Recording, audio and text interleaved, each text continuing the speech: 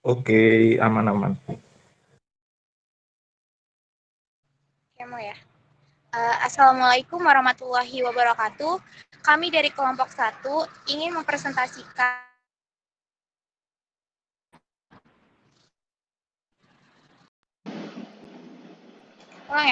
Assalamualaikum warahmatullahi wabarakatuh. Kami dari kelompok 1 akan mempresentasikan hasil diskusi kami tentang pembuatan sabun padat. Sebelum masuk ke materi, izin memperkenalkan diri, saya Rani Setiawati dengan NIM 1212 dan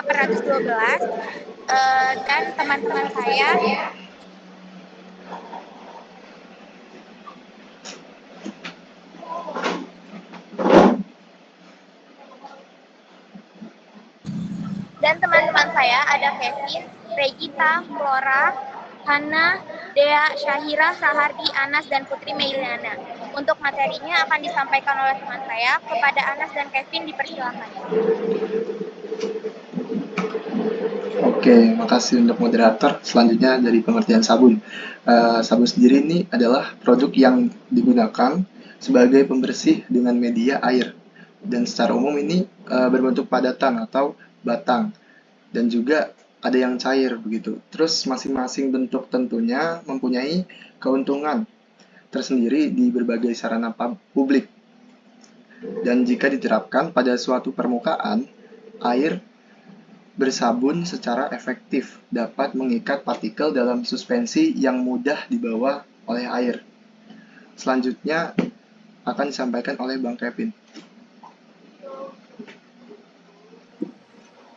Pengertian sabun padat. Sabun padat adalah sabun yang dibuat dari reaksi saponifikasi dari lemak padat dengan NaOH yang digunakan untuk membersihkan badan. Minyak nilam memiliki kandungan patuchol, alkohol, antibakteri, dan anti radang. Salah satu sediaan yang tepat untuk memformulasikan minyak nilam untuk antibakteri adalah berupa sabun padat.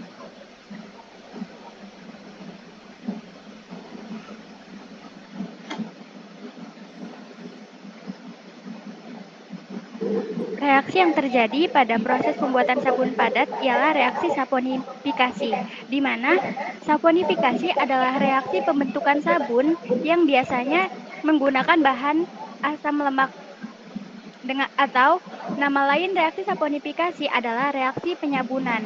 Dalam pengertian teknis, reaksi saponifikasi melibatkan basa, yaitu NaOH, yang menghidrolisis trigliserida yang berguna untuk proses pembuatan sabun.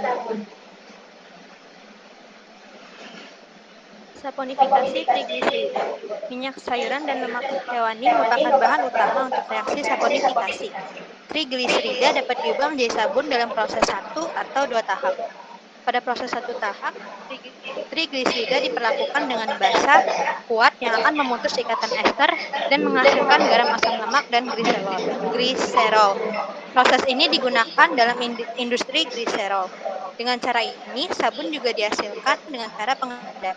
Peristiwa ini disebut dengan salting out oleh NaCl jenuh.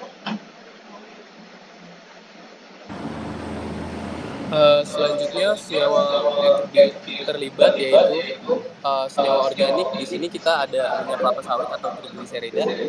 Minyak itu sangat penting sebagai bahan pembuatan sabun. Minyak kelapa sawit sendiri mempunyai fungsi untuk sebagai penghasil busa dalam sabun dan juga menghasilkan sabun yang keras. Juga merupakan media atau agen yang bertugas untuk membersihkan pada sabun karena bersifat membersihkan dan kadang juga memberikan rasa yang kering di kulit.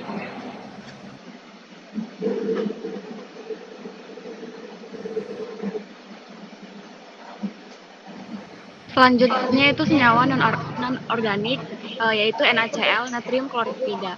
Garam juga dibutuhkan dalam pembuatan sabun, yaitu berfungsi sebagai pembentuk inti pada proses pemadatan. Garam yang ditambahkan biasanya adalah NaCl.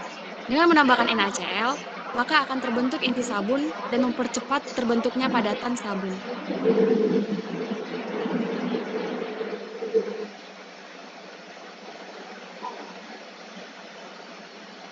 Baik, selanjutnya ada diagram alir proses pembuatan sabun skala laboratorium, yang dimana kita udah mempelajari ini di praktikum kimia organik ya teman-teman.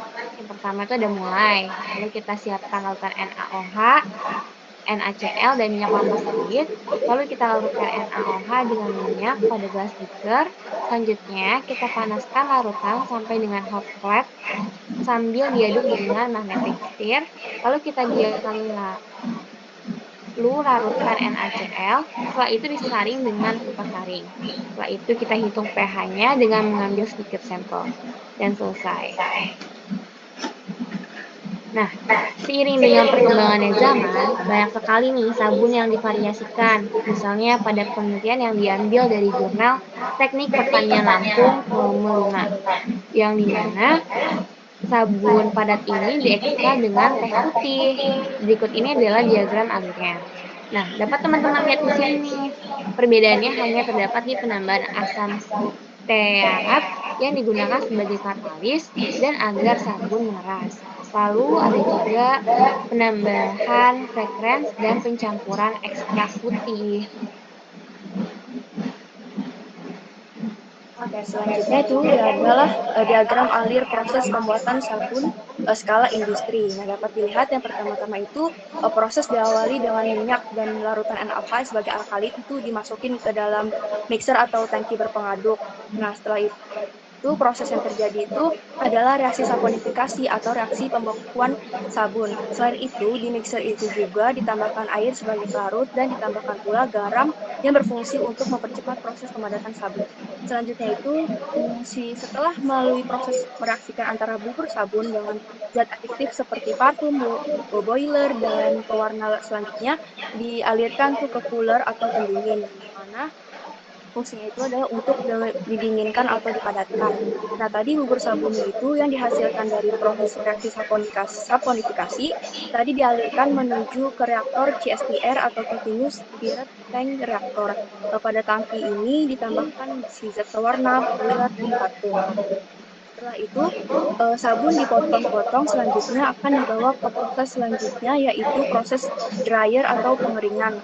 Di tahap ini, sabun akan dikeringkan sehingga didapatkan tuh sabun yang padat memiliki kandungan air yang rendah. Setelah didapatkan sabun yang memiliki kadar air yang sedikit, dibawa ke tahap stamping atau pencetakan. Pada tahap ini, sabun padat akan dicetak sesuai dengan bentuk yang diinginkan. Nah, setelah didapatkan sabun yang telah dicetak, maka dibawa ke proses pouring. Di tahap ini, sabun akan dibungkus dan kemudian dimasukkan ke dalam mesin packing untuk di-packing atau dikemas dalam kardus. Nah, lalu disimpan ke dalam shop inventory atau gudang penyimpanan sabun.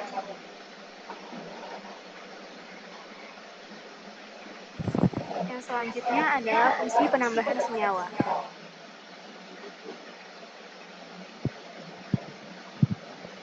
Jadi ada beberapa senyawa yang memiliki fungsi di pembentukan sabun padat itu. Yang pertama yaitu trigliserida.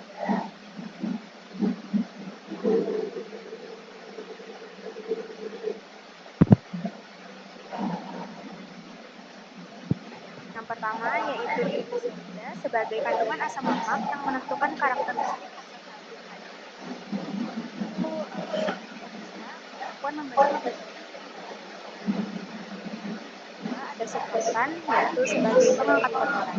Sabun menghasilkan busa yang berasal dari bahan sulfatan, yang umum adalah teksapot. Kemudian yang selanjutnya ada bahan alkali, yaitu sebagai bahan pembuat sabun mandi. Biasanya sabun padat itu menggunakan alkali berupa natrium hidroksida atau NaOH. Dan ada GMS atau gliserin itu digunakan sebagai bahan pengemulsi alami. Gliserin yang digunakan beroleh emulsi yang stabil dengan tidak meninggalkan noda. Lalu ada air sebagai pelarut yang berperan penting dalam proses pembuatan sabun. Air juga digunakan sebagai pengujian untuk mengetahui kualitas sabun yang dihasilkan. Selanjutnya ada natrium klorida, yaitu digunakan sebagai katalis sekaligus sebagai pengental yang meningkatkan mudah sabun pada saat digunakan.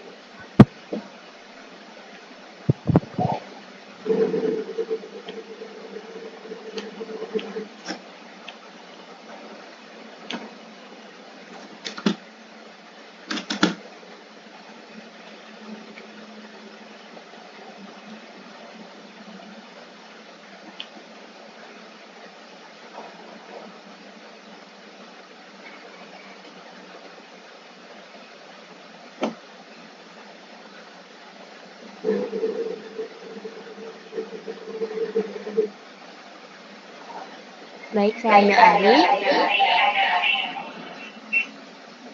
Terima kasih kepada teman-teman yang sudah menonton video ini sampai akhir. Semoga ilmunya bermanfaat.